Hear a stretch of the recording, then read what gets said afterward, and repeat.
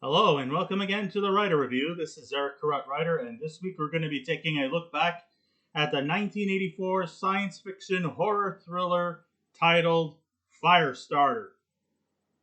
Now, Firestarter runs for 1 hour and 54 minutes long. It is directed by Mark L. Lester. The script was written by Stanley Mann. Of course, it is adapted based off of Stephen King's 1980 novel, also titled Firestarter. Of course, also Firestarter also launched a sequel. Well, no, actually a follow-up on the Sci-Fi Channel in 2002 called Firestarter Rekindled. And last year, it got a remake of Firestarter, which starred, of course, Zac Efron, Gloria Rubin, Michael Grey Eyes, amongst many other performers in there. Kurtwood Smith was in it too. All right, it was produced by Frank Capra Jr., who's, of course, his father was a world-known famous director, Frank Capra, and Martha Schumacher, who was the wife of one of the great producers in Hollywood. I'm talking Dino De Laurentiis. That was his, I don't know whether it was his first wife or second wife. Anyways, yeah, they were the producers of this movie. The soundtrack was done by a German techno band known as Tangerine Dream. The cinematography was done by Giuseppe Rossellini, and it was edited by David Rollins and Ronald Sanders. And the stars of the movie are Drew Barrymore, who came off successfully after the movie E.T. She came to star in this movie. She was chosen especially over other likable favorites, which included the late Heather O'Rourke, and also Jennifer Connelly was also in consideration to play the leading role, the Firestarter herself. Also joining the cast included David Keith, Freddie Jones, Heather Locklear. I'm not sure if this was her actually movie debut. Maybe her first filmography was, I believe, she was in the TV series Chips. Martin Sheen, who came off from another Stephen King adaptation, The Dead Zone. He is also in this movie as well. We also got George C. Scott. We got a few Oscar-winning actors here, including George C. Scott. We also have Art Carney, who's also an Oscar winner. And we have Nurse Ratched herself, Louise Fletcher, also taking, also starring in here. And we also have another actor by the name of Moses Gunn. So the story goes a little something like this. We have college students at the time, Andy McGee, played by David Keith, and Vicky Tomlinson, played by Heather Locklear.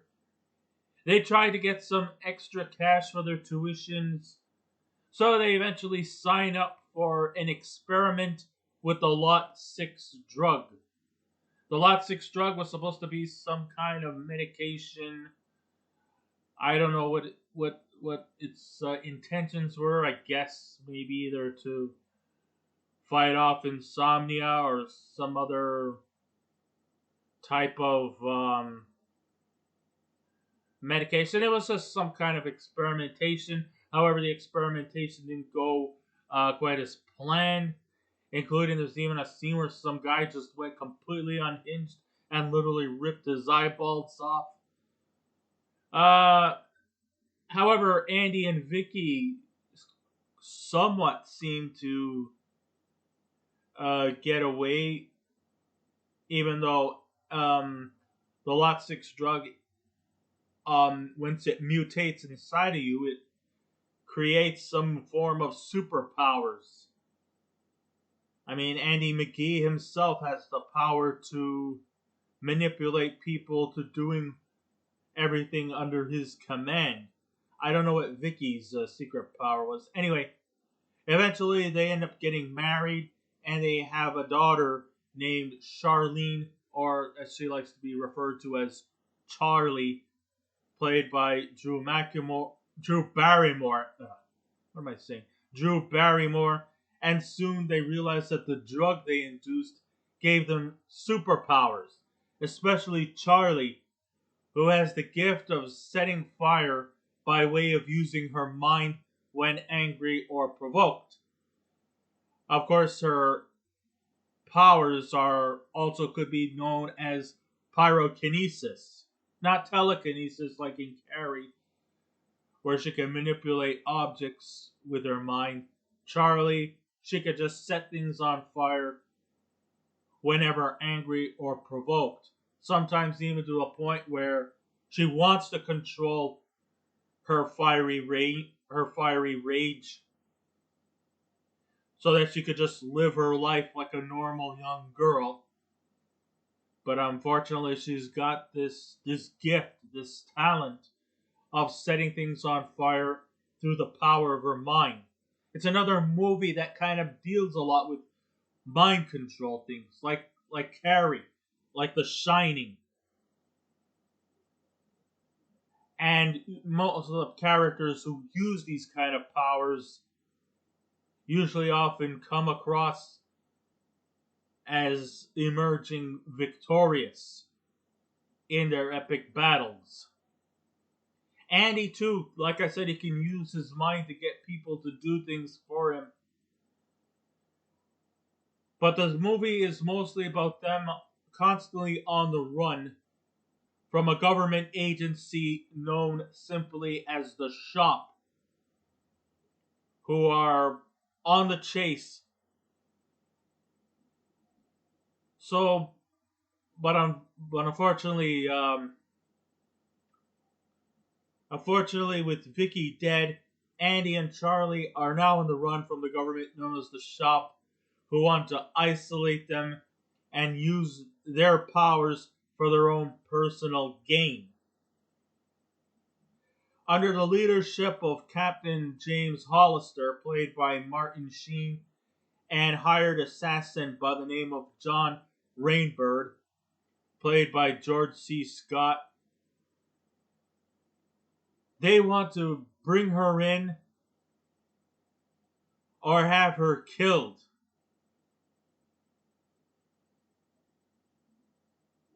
And of course, the reason why they want Charlie killed in particular and her father is because they feel that their powers could be used to their advantage, just in case a nuclear war was to ensue. Their powers could be quite beneficial in case such an eventuality should happen. Whereas John Rainbird feels that he wants Charlie's power, especially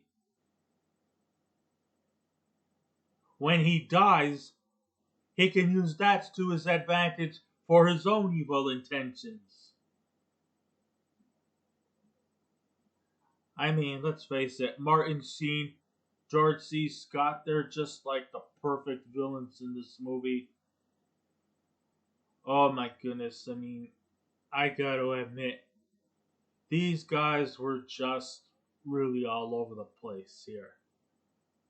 So, under the direction of Mark L. Lester, who would, of course, also would go on to direct the 1985 action thriller Commando with Arnold Schwarzenegger and a few other movies later on. Firestarter is definitely a sci-fi horror thriller based off of a 1980 Stephen King novel of the same name and was met pretty much by mostly negative reviews.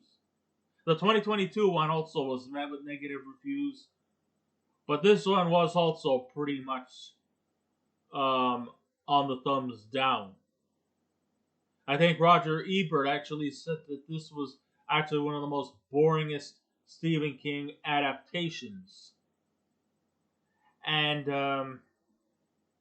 I think actually both Siskel and Ebert were on agreed terms with that one. Originally, John Carpenter was going to direct Firestarter, but he was labeled box office poison after the poorly received reception he got with the 1982 movie The Thing. Because The Thing didn't really do well at the box office. They said he was box office poison, and they just didn't feel he was the right person for the job to direct Firestarter. But he did go on to direct a Stephen King adaptation that same year. I believe it was Christine, which is what he directed. So in the end, he actually did get to do something Stephen King related. The movie was also composed by a German synth band known simply as Tangerine Dream.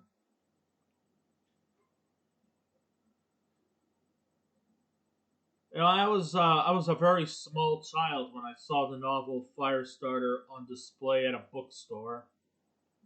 Hey, I was only just I was only just 4 years old.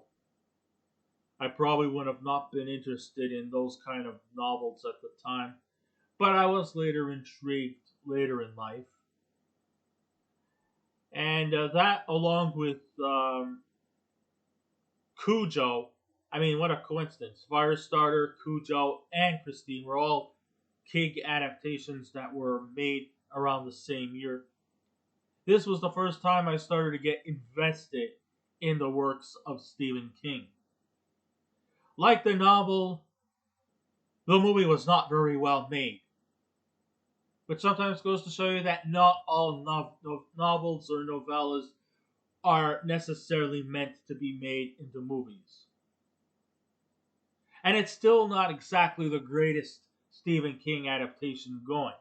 The 2022 one is much worse, but this one was not very well made.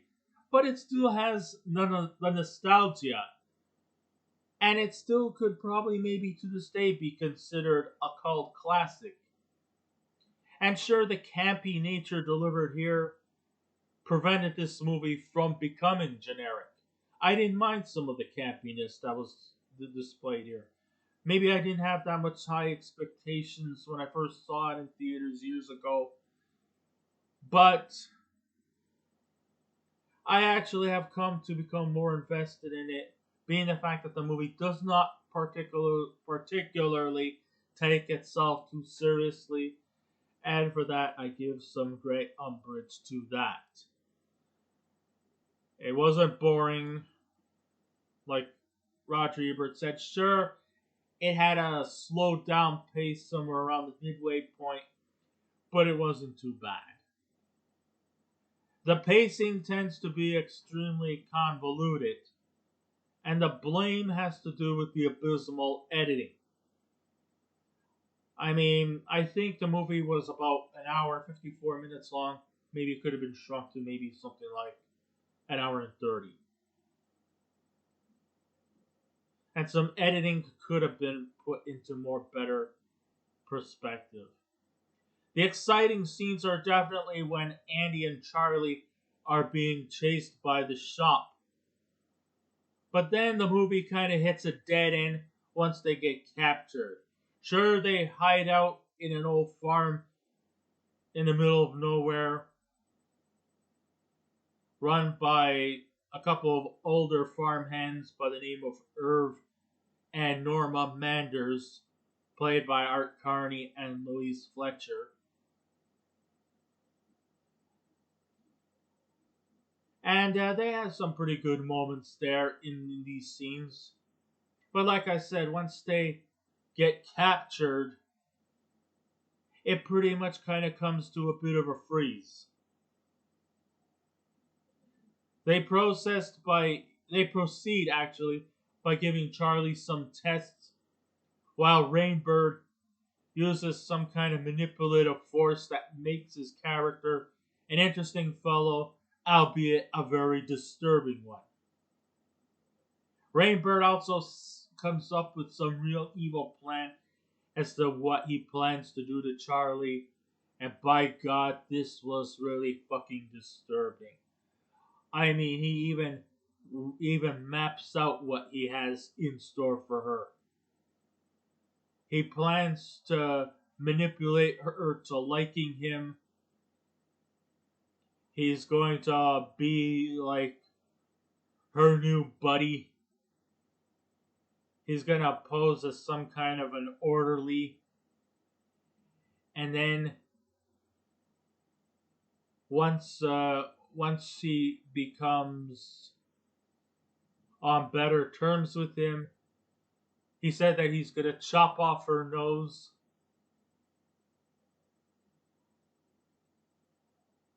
And he's going to use her power to sort of like get into him so that he could use it, especially after he long passes on. And in some strange way, he hopes that it's soon. But however, the ending is anything but satisfied, and when you leave, you feel like something's left out. I mean, the movie at the end really literally does go up in flames. It's unknown whether it's intentional or not, but it will leave you completely underwhelmed. That's another thing I do not like too much about the ending. Was that everything just goes up in flames, and then Charlie makes a mad dash back to the Manders home, where Irv and Norma practically end up raising her.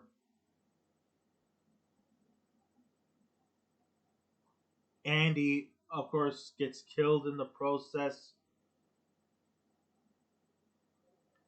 At least we have kind of a bit of a satisfying ending with Rainbird eventually also getting killed, which was a satisfying ending in that area. But it still was kind of a bit anticlimactic because I feel like something else was needed. Something else needed to be implemented for a good, solid conclusion. Though she was still very young in age, I have to say that Drew Barrymore performed a very complex and emotionally versatile role. I felt that, well, there was some hit and miss in her performance here. Her sadness and tears were very organic and authentic in its delivery. I mean, she really showed a lot of electricity in this movie. Oh, a lot of fire in this movie. I guess you could put it to that perspective. As she comes from a long line of performers, from the golden age, like her father John, her grandfather Lionel, and a few others. So acting is pretty much in her blood, and she has stuck around since then. She's not like one of these actors or actresses that do a few movies and then disappear off the face of the earth, never to hear from them again. I just felt that, her tears and her sadness was very organic and authentic in its delivery, but it was her anger and other emotions that kind of felt forced and seemed like she was having a hard time pulling off these emotions. Maybe she naturally felt emotionally sad and dreary while making this movie. Like, I don't know, maybe she didn't really want to do this kind of a movie, or maybe it's just the things that she had to pull off just didn't sit well with her. Maybe that's what it is. I don't know. David Keith turned in a very fine performance as the protective dad defending his daughter every way he could. He too is also on the run from the shop, who also want to kill him so that they could take his powers and use them to his advantage. Although I don't think his powers were as effective as Charlie's. I mean, Charlie, her powers are definitely utilized more frequently. His powers usually often result in him getting frequent nosebleeds, and also wasn't used as much. He was mostly just an on the run kind of guy. Martin Sheen was quite convincing as a corrupt government official. He turned in another great performance here. Also trying to win the affection of Charlie so that they can use her powers for further medical tests and things like that. Other corrupt government advantages that can use her as a potential weapon for just in case, for war. In case America decides to go to war again. She would be the perfect weapon. Heather Locklear is only on for a brief moment as Charlie's mother and Andy's wife and gets killed off too early. So we don't really get too much development from her. The worst cast choice in this movie I would have to go to was George C. Scott as the villain character of John Rainbird. And it's mostly not because of the fact that he didn't perform the role well. I mean, this guy was easily one of the most evil characters you'll ever meet. I mean, he just nailed it. He just brought a lot of that fright, that intensity, and that fear right into the whole trajectory of the movie.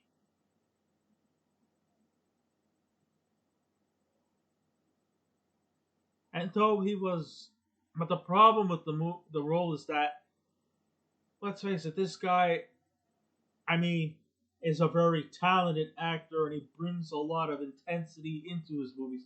Yes, he has played a fair share of low budget stuff that are not necessarily Oscar caliber. Sure, yeah, he did win an Oscar for the movie Patton, even though he didn't really wanted the Oscar and refused to even accept the Oscar because of his whole disdain about what the Oscars represent. But however, the guy is a legend. No matter what movie or what role he plays in, you're always guaranteed a solid performance. Did you know that in the movie The Exorcist 3, all of his roles was done in one take? That just goes to show you how dedicated he was in the film industry. And there probably will never be another guy, another performer at the same kind of level as George C. Scott. But I think the thing that bothered me the most was I think director Mark Lester and the other production company really wanted George C. Scott in the movie. And they really wanted him in mind to play the role of John Rainbird. Even though John Rainbird is supposed to be Native American, George C. Scott never looked or even convinced the audience that he was a Native American.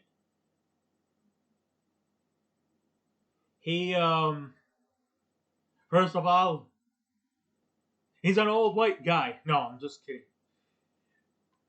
But no, at least you could say that in the reboot, they actually had a real Native American or an indigenous man to actually play John Rainbird in the reboot. They actually did bring in a real indigenous guy. George C. Scott's not indigenous. Sure, they gave him hair extensions to have the ponytail and to make him wear some kind of like a jacket that looks like something that a Native American may have worn or may have knitted, but there was really not that much convincing things to him. Sure, they probably may have tanned him up a bit to give him a little more darker complexion, but he still was not convincing. And maybe I can understand the reason why also they brought in George C. Scott to play the villain. It's because, let's face it, in Hollywood, indigenous people are very, very protective of their images in movies. Very seldom will you ever have an indigenous person play a villain. Personally, I would not be offended in any way, shape, or form because I don't care about what kind of a character they play. I care about is authenticity. And if an indigenous person is playing a villain, so be it. I'm not going to be offended. I know it's a movie. I know we're supposed to suspend our disbeliefs, and I know the differences from reality from fiction.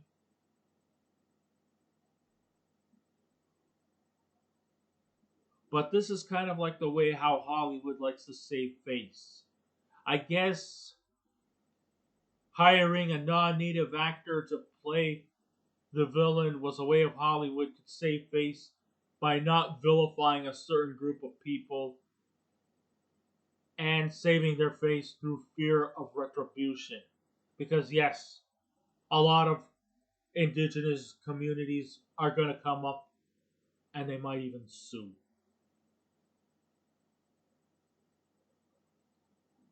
Besides that, Scott is just way too good for this B movie and deserves much better roles than what was given to him. Sure, the creepiness to his character is a bit over the top in his obsession with the young girl that it just seems so unsettling and so uncomfortable. Okay, yes, I get it. He's a villain. He's a bad guy. He's going to do horrifying things. He was meant to. That's what was written in the script. He's doing what he's told. I respect that. But it's just that it's just so, the delivery is just way too over the top. I think he's just phoning it in at times. Because I think he even knows it too. But that's the weakness. If he knows it, then it's not authentic.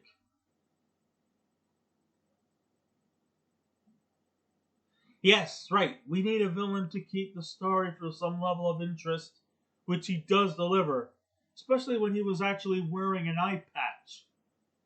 Now, of course, the story goes is that the eye patch was not a prop, it was not a costume. Apparently, he was wearing some certain contact. I think he was supposed to be a character that was blind in one eye. I think. Apparently, the chemicals from the contact caused him to have an infection, so he had to end up wearing an eye patch. Even though the eye patch actually kind of made him look more like a fucking badass than before he wore the patch.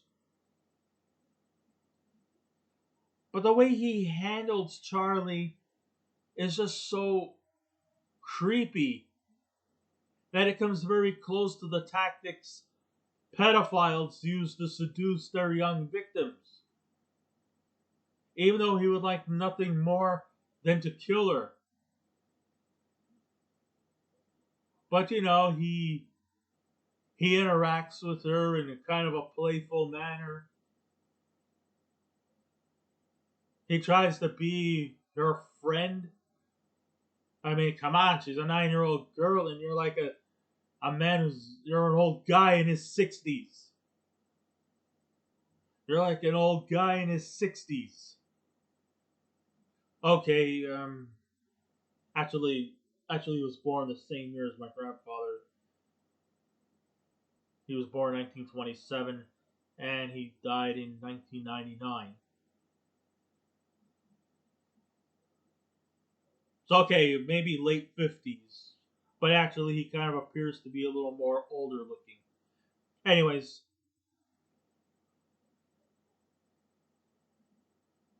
yeah, I mean it was convincing, sure, but it was just so uncomfortable.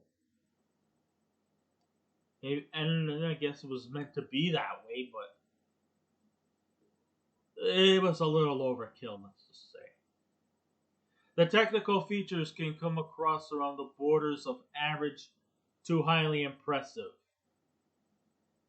The pyro effects were definitely quite fascinating, and it really tends to take charge through the climax when Charlie goes on a vengeful rampage and starts burning up everybody and every building she feels threatened by.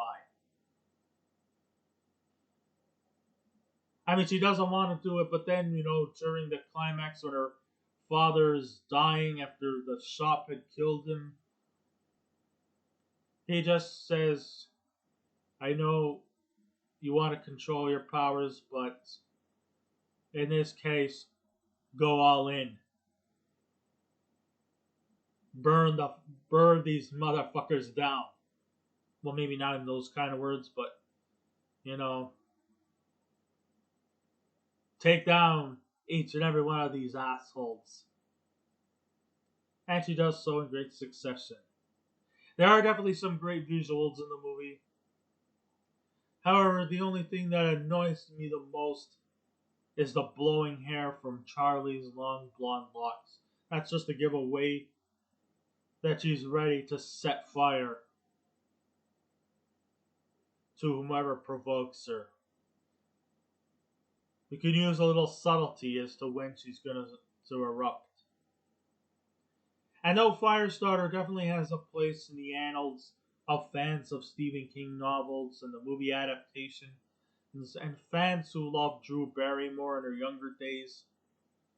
The movie didn't go completely unnoticed. Sure, it was kind of forgotten on the shelves for many years because it didn't really make a massive success at the box office, even though a lot of the pyro effects were quite expensive. The 2002 long awaited sequel happened called Firestarter 2 Rekindled, which was a mini series that came on the Sci Fi Network direct to video. And this year they rebooted Firestarter under Blumhouse Productions. And I believe that one too was not met with positive feedback. So I guess they'll either have to just keep trying and trying till they get a very successful Firestarter movie. They might one of these days, but until then, if I was to give this movie a scale out of 10, I would have to give Firestarter from 1984 a 6 out of 10. So I guess this ends my ride review. Thank you all for listening in. If you wish to subscribe to my channel, please feel free to do so. If you wish to leave a comment, go right ahead. But just remember the 3 simple rules: be kind, be courteous, and please refrain from any rude comments. And now we'll be back again with another movie review. So until next time, this is Eric Red Rider saying, keep watching those movies, and I'll see you around. Goodbye.